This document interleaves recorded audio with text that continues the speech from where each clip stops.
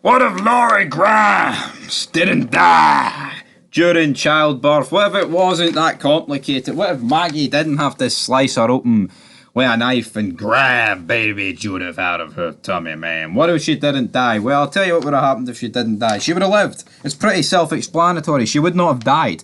She would have not ceased to have breathed. She would have been alive. She'd have been breathing. And when Carl walked out, and Rick's like, no, no, no, God, no. He wouldn't. It would have been a bit delayed reaction because Laurie would have stepped out. Yeah, I'm the champ. I'm the man. I've just gave birth to Judith. I'm ready to lay the smack down on your candy ass. Now, to be fair, they hadn't decided on the name Judith, but there's loads of different reasons why Laurie surviving would have been pretty cool.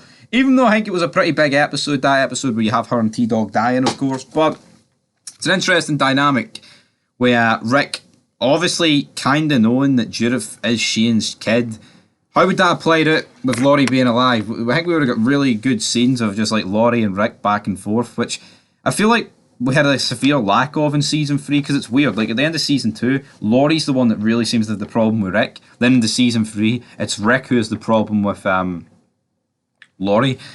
Maybe that's because he's like, over like the 6-month break that they had, he realised, see her, man, she taught me with Shane. I don't want any part of this bitch. But yeah, if we look at all the big moments, would Laurie have like directed Rick in a different way about the whole Woodbury War? Potentially. And we know in the comics, she actually dies in the Woodbury War, doesn't she? I'm pretty sure she gets shot and squishes the baby. I'm pretty sure that's what happens in the comics. I mean, imagine if that happened. Imagine if that she actually survived the childbirth. She's running with a baby, gets shot in the back of the head, and falls and squishes the baby. Fucking hell, man. I don't think they've probably been able to show that on television, but that would have been absolutely insane. It would have been hard though, the whole Too Far Gone. What would have happened? Rick would have been getting battered. Would Laurie have let Rick go down to the gates and speak to the governor? Probably not. She probably would have fucking moaned and said, no, you need to come up here and take my bitching man to man, Rick. I can't handle it.